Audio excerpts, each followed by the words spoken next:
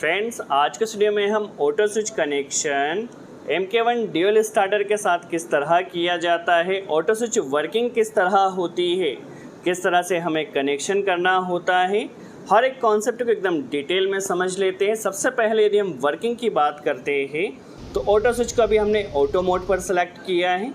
देखिए, auto switch auto mode पर है। जैसे ही पावर हमने ऑन किया तो डिले का इंडिकेटर यहाँ पर ब्लिंक कर रहा है। ऑटो स्विच में नॉर्मली 30 सेकंड का डिले रहता है। दैट मीन्स 30 सेकंड तक ये पावर सप्लाई को चेक करता है। यदि सभी कंडीशंस ओके रहती है तो 30 सेकंड कंप्लीट होते ही हमारा ऑटो स्विच मोटर स्टार्टर को ऑटोमेटिकली स्टार्ट कर देता है। तो यह तो हमने सिंपल से भी ऑटो स्विच की वर्किंग देखा है। किस तरह से ऑटो स्विच में जो वायर्स दिए जाते हैं, हर एक वायर का क्या फंक्शन होता है, किस तरह से कनेक्शन करना होता है, डिटेल में समझते हैं।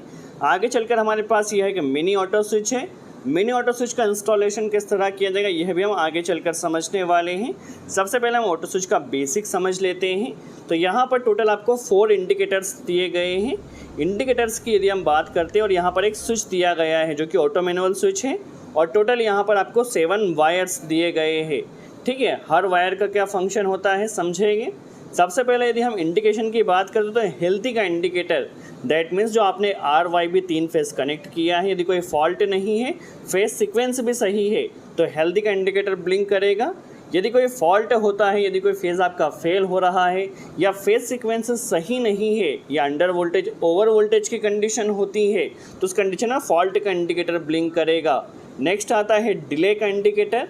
या क्या होता है, जब हम पावर सप्लाई को ऑन करते हैं तो 30 सेकंड तक ऑटो स्विच चेक करता है कोई फॉल्ट तो नहीं है, फेस सीक्वेंस सही है।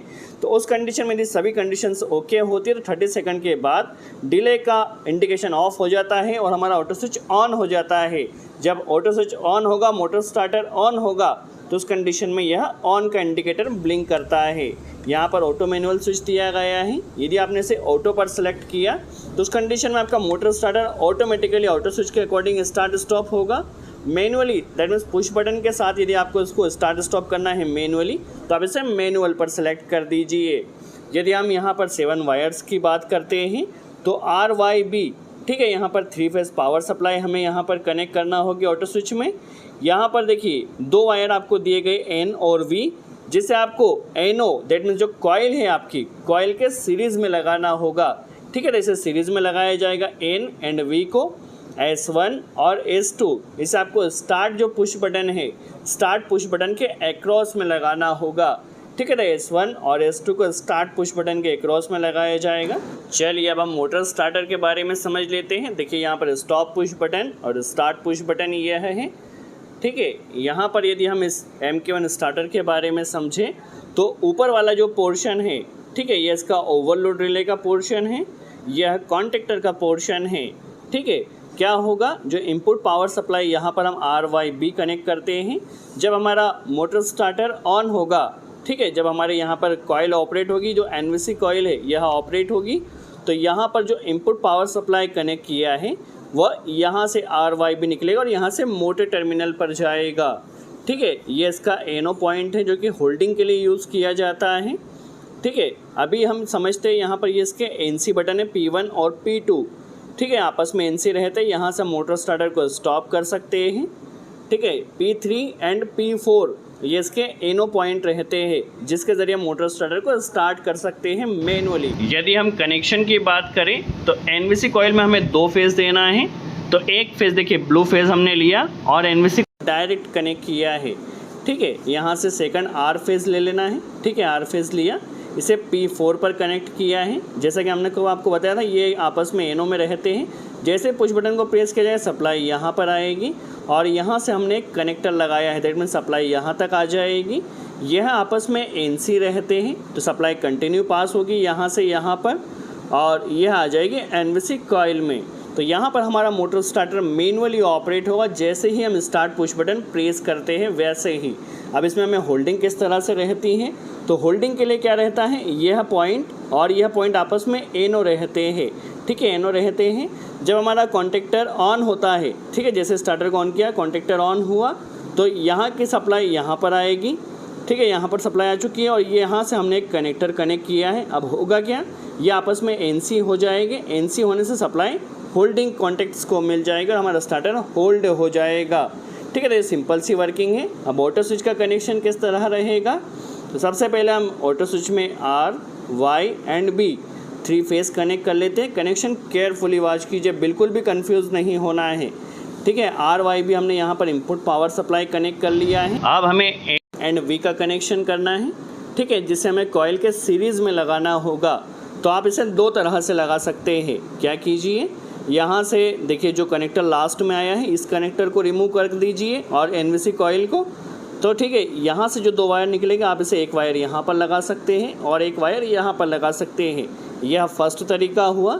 सेकंड तरीका क्या होता है, यहाँ से आप इस कनेक्टर को रिमूव कर लीजिए और कनेक्टर को रिमूव करने के बाद एक वायर यहाँ पर लगा लीजिए और एक वायर यहाँ पर लगा लीजिए। सिंपल ही रहेगा। ठीक है, तो हम क्या करते हैं, यहाँ से इस कनेक्टर को रिमूव करते हैं और इस कनेक्टर को रिमूव कर लिया और रिमूव करने के बाद यहाँ पर एक वायर P2 पर लगा लेते हैं क्योंकि ये NC रहता है।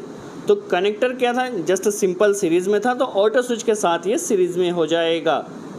ठीक है, तो देखिए एक वायर हमने P2 पर लगाया है और एक वायर P3 पर लगाया है। यदि आप एनवीसी कॉइल के यहाँ से कनेक्टर रिमूव करना चाहते हैं तो वह भी कर सकते हैं। ठीक है, सिंपल कनेक्शन है। एन और वी को हमने कनेक्टर रिमूव कर यहाँ पर सीरीज़ में कर दिया है। अब हमारे पास S1 और S2 है, तो S1 और S2 को हमें एक्रॉस में लगाना होगा स्टार्ट पुश बटन के।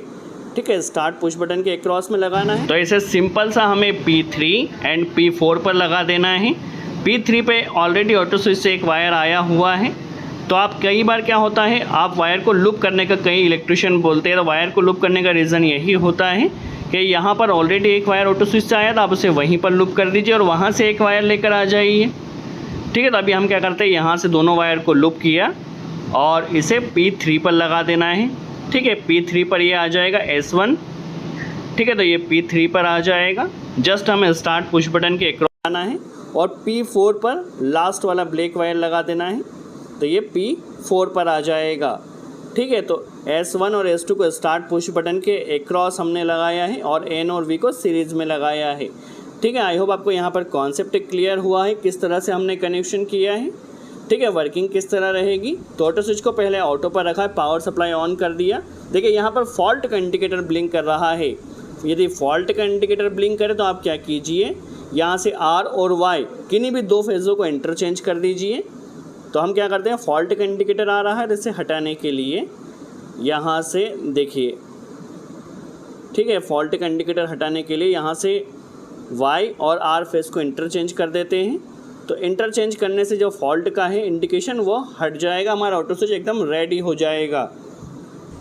अब पावर सप्लाई को ऑन करते इसे ऑटो पर कर देखिए हेल्थी हो चुकी है पावर सप्लाई। ठीक है, अभी डिले स्टार्ट हो चुका है। डिले 30 सेकंड का नॉर्मली रहता है। ठीक है, अभी 30 सेकंड तक ऑटो स्विच चेक करेगा कोई फॉल्ट तो नहीं है। यदि पावर सप्लाई ओके रहेगी, सभी कंडीशंस ठीक रहेगी, तभी हमारा ऑटो स्विच मोटर स्टार्टर को स्टार्ट करेगा। यदि कोई फॉल्ट रहेगा तो उस कंडीशन में ऑटो स्विच मोटर स्टार्टर को स्टार्ट नहीं करेगा। जैसे ही 30 सेकंड इसके कंप्लीट होते हैं, 30 सेकंड कंप्लीट होते ही ऑटो स्विच हमारे मोटर स्टार्टर को स्टार्ट कर देगा। देखिए जैसे ही टाइमिंग कंप्लीट होगा, तो टाइमिंग कंप्लीट होते ही हमारा मोटर स्टार्टर ऑटोमेटिकली स्टार्ट हो चुका है। अब आप इसे यदि मैनुअली ऑफ करना चाहेंगे तो ये मैनुअली ऑफ नहीं होगा क्योंकि ऑटोमेटिक रन कर रहा है। इसे आपको स्टॉप करना है तो इसे मैनुअली स्टॉप कर दीजिए। मैनुअल पर लाने पर आपका ऑटो स्विच स्टॉप हो जाएगा।